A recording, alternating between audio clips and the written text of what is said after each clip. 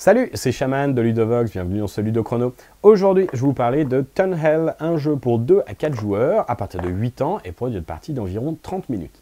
Alors dans Tunhell, nous dirigeons des groupes de nains qui essayons de ramener un maximum de trésors depuis la mine. Donc c'est un jeu dans lequel il y a deux types de cartes. Les cartes de mine qui vont être réparties en 3 tas au début de la partie, sachant qu'il y a quelques petites spécificités par rapport au niveau de jeu, parce qu'il y a un mode initiation complet. On va retirer aussi quelques cartes pour renouveler les parties, et on va les installer de manière égale sur une carte fin de mine qui nous réserve une dernière surprise quand on finit de creuser dans une mine. Le deuxième type de carte va être les cartes nains, qui sont les cartes que nous allons jouer depuis notre main, ou que nous allons recruter depuis ici cette liste de 5 cartes toujours disponibles face visible, pour pouvoir creuser, faire la compétition avec les autres joueurs, parce que c'est un jeu qui n'est pas coopératif. Donc, dans la mine, on peut trouver diverses choses. On peut trouver des effets un peu spéciaux, comme là ici, une malédiction, de la terre à pelleter, qui nous permet de concourir pour le titre de meilleur employé du mois, des monstres, notamment des rats, qui permettent d'avoir le trophée de dératiseur, des objets spéciaux, donc là une épée, une pioche, une caisse, un piocheur qui s'était perdu depuis longtemps dans la mine, machin, parce que tout le monde a oublié son nom, il y a un chien, il y a des monstres qui vont devoir être combattus pour gagner leur trésor, et on va avoir aussi des cartes tout simplement trésors qui nous donnent immédiatement des points. Donc ça, c'est ce qu'on peut trouver dans la mine, mais maintenant, il va falloir jouer des cartes de nains pour pouvoir y aller dans cette mine. Donc il y a quatre types de cartes de nains qu'on va pouvoir jouer, qui vont être les guerriers, avec un symbole de hache et une valeur de combat, qu'on va pouvoir placer de manière permanente devant une mine. Donc quand je vais jouer une carte de guerrier de ma main devant une mine, je vais la placer de telle manière à ce qu'elle pointe dans ma direction. Donc là, par exemple, tout le monde sait que c'est moi qui ai joué ce nain 2. Et là, si un autre joueur joue un nain, ici par exemple un 3, eh bien il va le placer de telle manière à ce que tout le monde voit bien que c'est lui qui l'a joué. Donc ça, les guerriers servent à combattre les monstres et aussi à empêcher les autres joueurs de jouer des piocheurs dans cette mine. Je vais vous l'expliquer dans un instant. Ensuite, nous avons les éclaireurs. Donc là, si je joue depuis ma main cet éclaireur, qui a une valeur de 3, ça veut dire que je vais secrètement aller regarder les 3 premières cartes de la mine pour me faire une idée de ce qui m'attend justement dans cette mine. Ensuite, je vais défausser la carte, puisque c'est un effet qui est immédiat et ensuite défaussé. Ensuite, nous allons avoir les piocheurs. Donc les piocheurs, ces cartes vertes, vont avoir une valeur ici verte qui indique le nombre de cartes qu'ils vont pouvoir piocher dans la mine. Et ils ont un petit bonus de combat que je vais vous expliquer. Ça s'applique lorsque l'on va faire des rencontres dans la mine.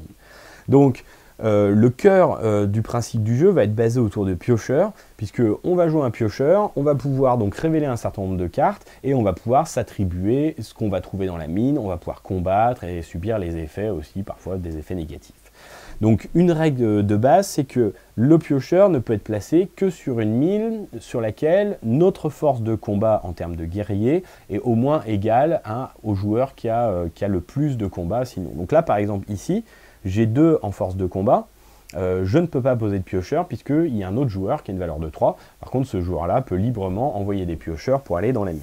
Donc mon objectif, ça va être d'essayer de dépasser la valeur de combat.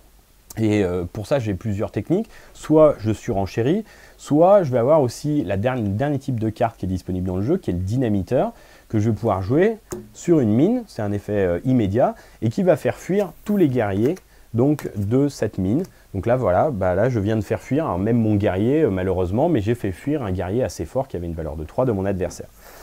Maintenant, donc voilà, une fois que ça c'est un peu les bases du jeu, à notre tour on n'a que la possibilité entre 2 actions, à faire qu'une seule, qui est soit recruter, donc dans ce cas-là je prends une carte ici et je la mets dans ma main, sauf si elle a le symbole ici avec une petite flèche, puisque dans ce cas-là je le recrute et je peux le jouer immédiatement, ce qui m'arrange bien puisque du coup je peux me mettre directement un guerrier devant cette mine, ou alors je peux jouer une carte de ma main. Donc là, imaginons à un tour, j'ai fait cette action qui était de prendre un guerrier et de faire son effet immédiat, de le placer dans une mine. Ensuite, je choisis de rajouter un guerrier ici, donc j'ai une valeur de 3, en supposant que mes adversaires ne m'en empêchent pas. Quand le tour revient à moi, je joue un piocheur. Donc là, j'ai un piocheur qui a une valeur de pioche de 4 et qui va me donner un bonus de combat de plus 3 à un moment donné. Donc je commence à retourner. De la terre à pelleter, je prends. Donc ça me permet, tant que je suis majoritaire là-dessus, d'avoir mon petit bonus d'employé du mois. Ensuite, un trésor, parfait, je garde. Je retourne et là, j'ai un monstre. Donc là, je dois combattre le monstre. Donc pour combattre le monstre, il y a une valeur de combat de 2. Soit je défausse un guerrier ou une somme de guerriers qui fait une valeur au moins de 2, et dans ce cas-là, je peux continuer à piocher. Soit je décide de sacrifier mon piocheur avec son bonus de combat pour battre le monstre, le prendre et arrêter de piocher. Et là, j'ai encore le droit à une carte, donc je vais choisir de sacrifier mon guerrier, je gagne ce gobelin, et il me reste encore une carte à piocher, et là, ce sont des rats. Donc là, cette fois-ci, je vais sacrifier mon piocheur pour gagner ce rat. Voilà, donc on va jouer en alternant en fait des coups bas avec nos adversaires, en dynamitant leurs guerriers ou en essayant d'avoir une plus grosse force de combat sur les mines qui visent, pour essayer de récupérer un maximum de trésors, gagner les petits bonus des ratiseurs et employés du mois pour avoir un petit peu plus de points à la fin de la partie. On va jouer jusqu'à ce qu'on ait épuisé 2 mines et à ce moment-là, la partie s'arrête, on compte nos points. On va garder tout ça secret puisque voilà, on essaye de bluffer les autres et puis on va essayer d'inciter les autres joueurs à aller embêter d'autres joueurs que soi pour essayer de se faire tranquillement son petit pactole. Voilà, vous savez tout sur Tunhell. Maintenant, à vous de jouer.